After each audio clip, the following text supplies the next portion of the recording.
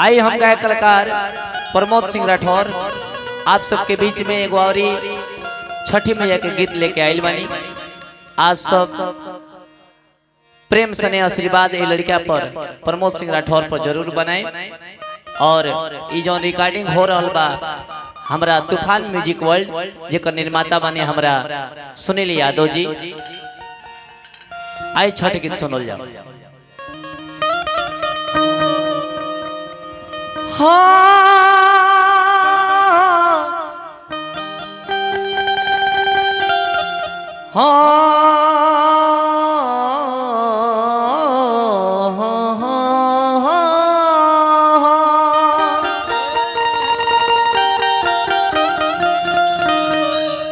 कि छोटी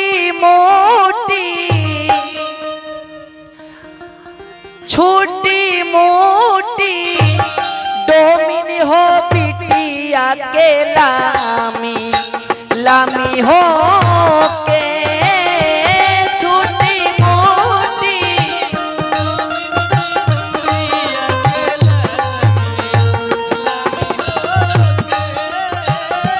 छोटी मोटी डोमिनी हो बिटिया के लामी लामी हो के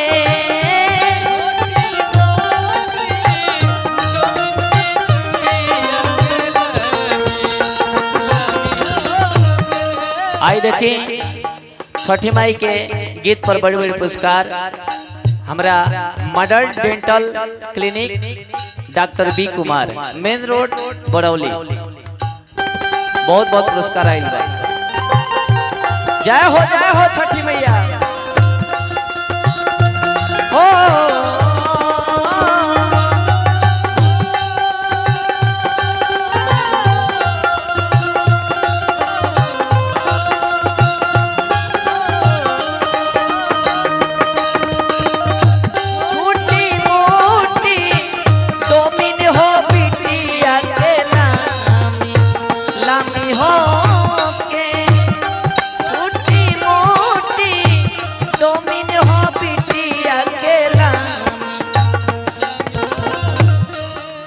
आई देखिए हमारा पुरस्कार आज के स्पॉन्सर बानी जिला में सबसे नीमन दांत के डॉक्टर बानी ना जी।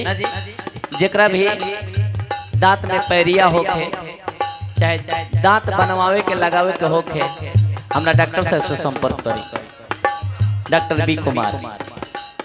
और ए गीत पर खुश होके हमरा मदारपुर से मनोज स्वीट जी वहाँ के विशेष आभार रहेला लड़का पर वहाँ के भी पुरस्कार दिले बनी। और संगे संगे हमरा बीटीसी मैनेजर यादव जी वहाँ के पुरस्कार भेजले बनी। और साथ ही साथ हमरा भूषण भैया खैनी दुकान बाबू साहेब वहाँ के पुरस्कार रहा। फूला वाले ओई होए माली नरगी याद के हो बे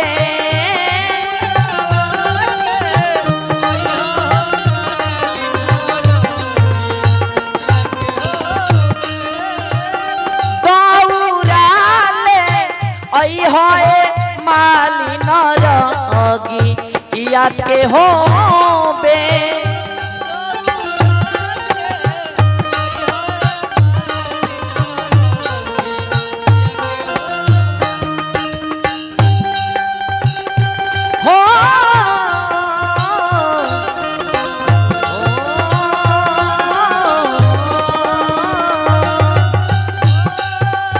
जय हो छठी मैया।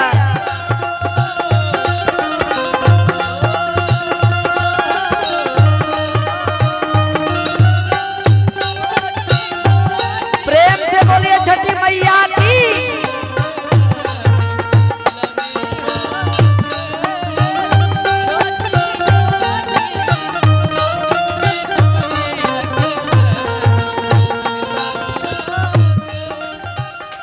हमरा छठ गीत पर पुरस्कार बड़ी सुंदर सुजपुरा निवासी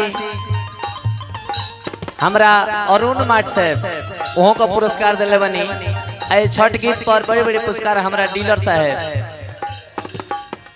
वहाँ का पुरस्कार भेजले बनी ना जी। ऐसे जहाँ कोई भी रहे सब लोग के ऊपर छठी माई की कृपा बन रहे, विशेष कर हमारा विजेंद्र भैया के भी ऊपर बन रहे। और जे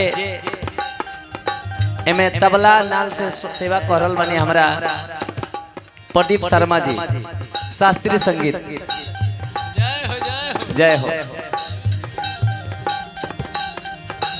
सिपुलीले सिपुलीले आई हाय माली नर अगिया के होबे।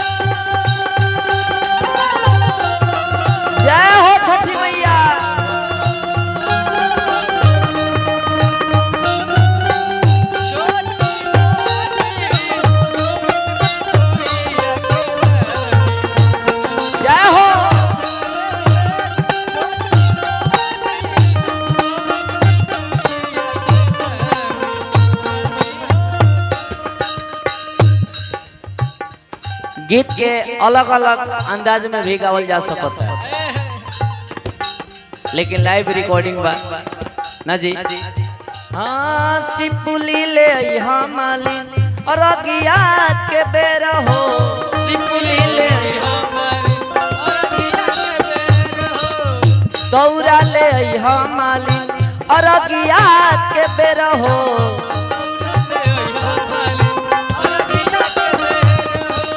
उखिया ले यहाँ मालिन और अगिया के बेर हो,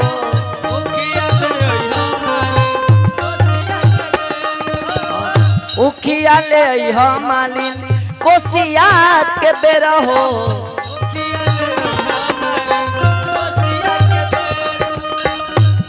एगो नया करत नहीं हो, अभिले ब्यास लो एगो नहीं खेल बोल ले, आई नया हम बोलत नहीं।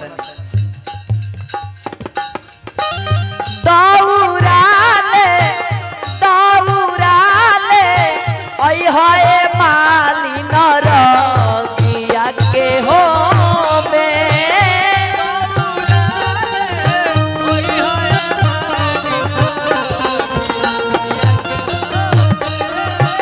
छूटी मोटी डोमिन हो बिटिया के भुइया लोटे हो के। जय हो।